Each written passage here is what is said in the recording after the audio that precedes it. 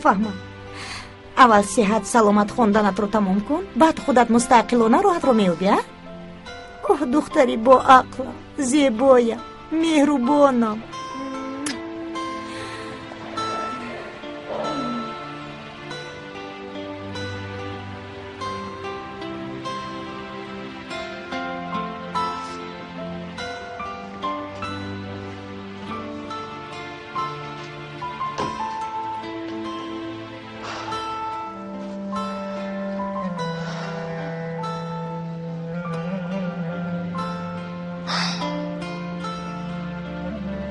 خداوندو به من صبر و نیرو عطا کن.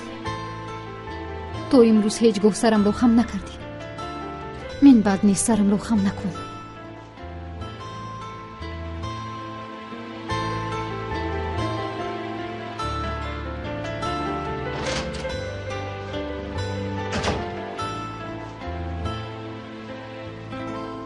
تارش کنده شده است.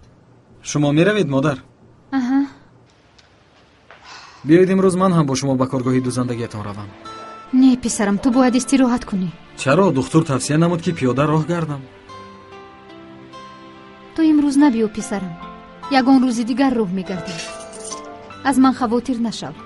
چه مشکلی پیش آید خودم حل میکنم. حق هستید مادر، میدانم، ولی من برای سلامتی خودم میخواهم. تو هم بیا. من کمی کار دارم. چی شد؟ هیچ چیز نه. بیا رفتیم. خیر، تو بازدید. برای کار. خیر.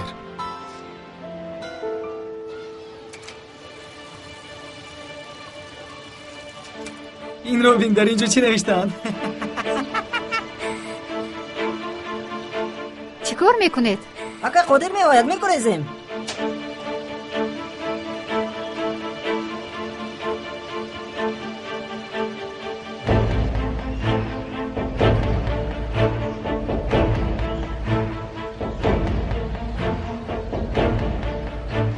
لعنتی ها.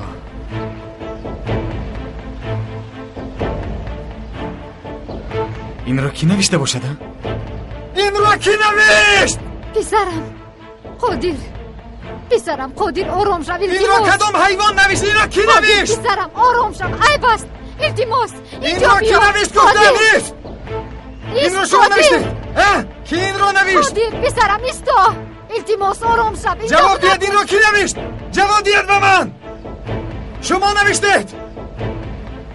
در پسی دروازه ما کی این را نوشت گفتم؟ قادر چی گپ است؟ نیلگون. پسرم التجا میکنم آرام شو به خاطر من. نمیارزد. من کسی که این را نوشته است مییابم. من این لعنتی را مییابم. من در همین جایم. حیوان ها گپ داشته باشید اومده بر رویم گوید. لعنتی ها گپ داشته باشید اومده بر رویم گوید. آخر چی گپ است نیلگون؟ اگر نامی من قادر باشد این لعنتی را مییابم. شخصی را که این کارا کرده است یافته در نزد دروازه‌اش ناویزم تمام مردم عدن برایم توف کند. گپم را فهمیدید حیوان ها؟ مرده‌تان را میآویزم. شما آرام شوید. من این لعنتی را مییابم. شخصی که این را نوشته است مییابم. نیلگون همه باید دانسته کار کنند. هر کی این را نوشته است یافته جزایش را میدیم. اکا التماس. باز چی شد؟ من مرد ایپکچی حالا در ادنه هستم. باید صحبت کنیم. یگان سراغه را بگو تا که به نزد بیایم. همه باید دانسته کار کنند. هر کی این را نوشته است یافته جزایش را میدیم. از خدا نمیترسید. اکا التماس آرام شوید. اینجا بیایید. چی شد؟ یگان خبری بر؟ نه همش خوب است.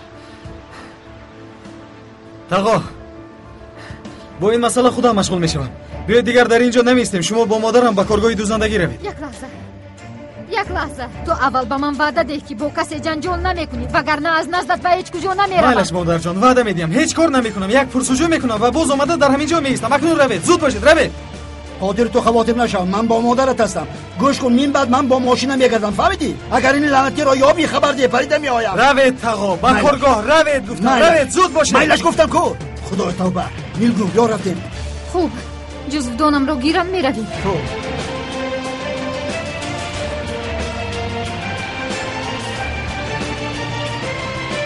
نیلگون زود باش رفتیم.